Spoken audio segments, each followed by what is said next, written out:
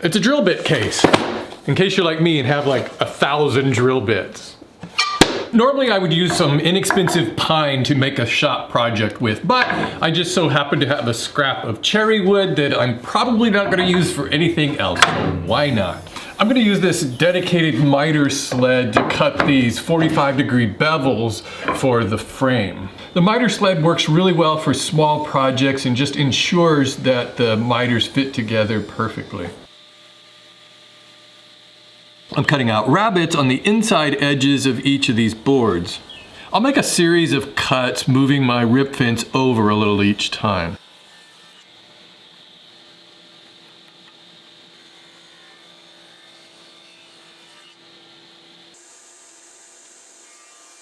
I'll clamp these 4 pieces together so that I can get an accurate measurement for the top and bottom panels.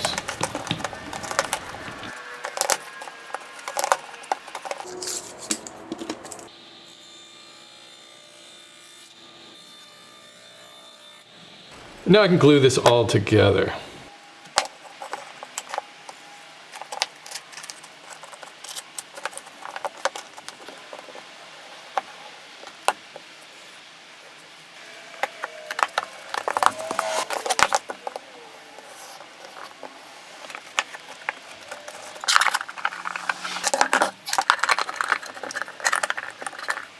So now you just want to figure out which is the nicer side that you want for the top of the box and which is the lesser side for the bottom of the box. I don't know if it really makes any difference, but it's worth deciding. And so this side here, I think is going to be the top. So what I'm going to do is just run this along my rip fence and separate the lid from the remainder of the box.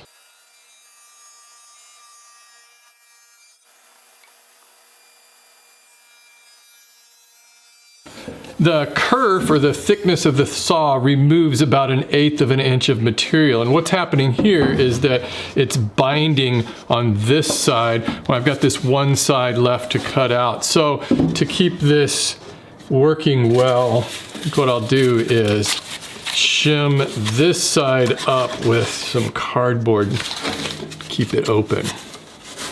Like that. Okay.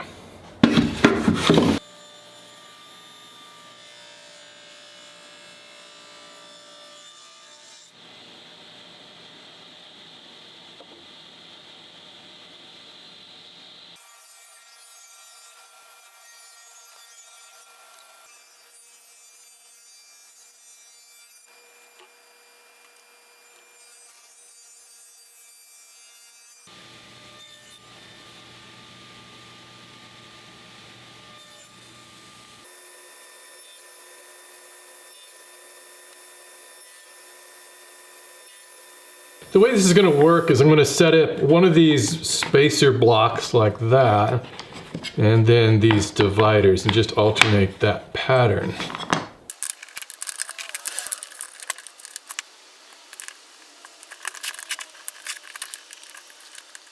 So I got a wide range of drill bit sizes, down to these little bitty ones up to this pretty large one here. So what I can do is just start laying these out and figuring out how they're all going to fit. So one of the things is that all of these center dividers going this way are going to need a cutout so that I can get my fingers in there. And then some of these ones with the these little bitty bits that aren't going to fill up that entire container, I'm going to need to put like a riser block in the bottom of that to bring them closer to the top. So I think what I'll do now is just kind of line all of these blocks up and then just kind of mark where I need to make those cutaways.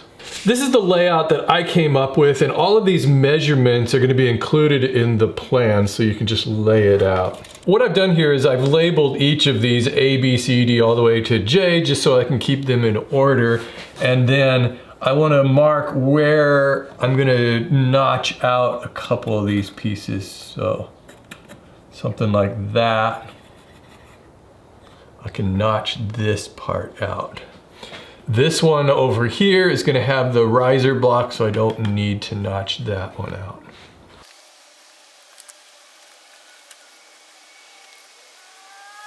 Here I can just roughly mark where I need to make this cutout. So I want it to come down to about 1/4 inch from the bottom of these. So I'll just use one of these dividers to draw a line there. And then I can connect this down here and then this down here. So this is going to be my cutaway. And I'll use my bandsaw to cut those notches out.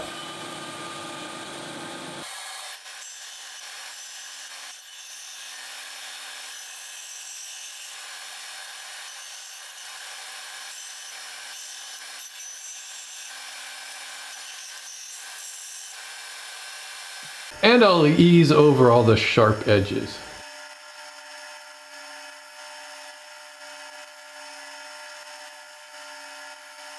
Not glue everything down.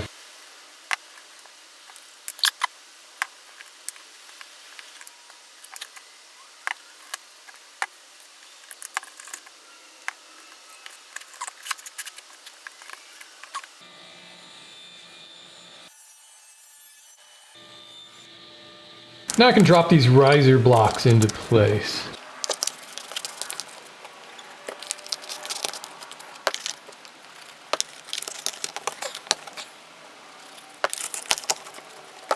I got a couple of these narrow hinges and I'll screw them into place. I like to put tape on it just to hold it into place while I drill the holes.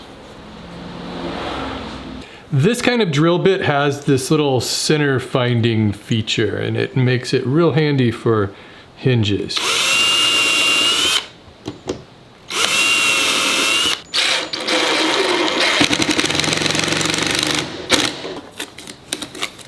I won't drive these final screws in yet because I need to remove these hinges so that I can finish this. Also, I wanted to point out that this lid, I flipped it over so that the rim is this way, so there's something to grab hold of to open the box. I'll use these neodymium magnets as a latch. They're also called rare earth magnets. Epoxy is good for this because it's something that'll join metal to wood.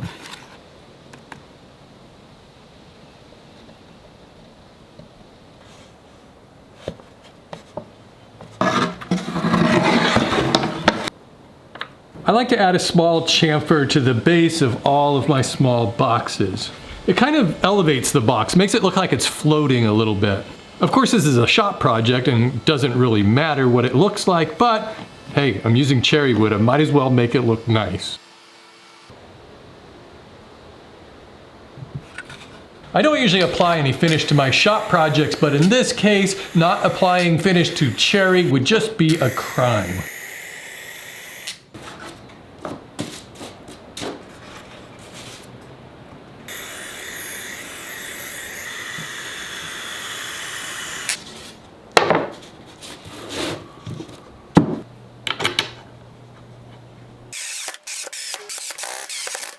And if you'd like to make one of these, you can get a full set of plans including all of the dimensions over at shopwmm.com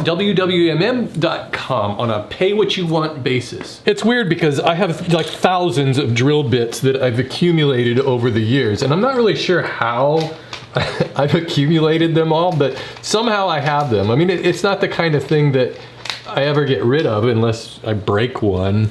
And you know, some of the bigger ones never break. So, you know, I'll bet you some of the, well, that's not gonna fit in that one. I'll bet you some of these I've had for, you know, 40 years.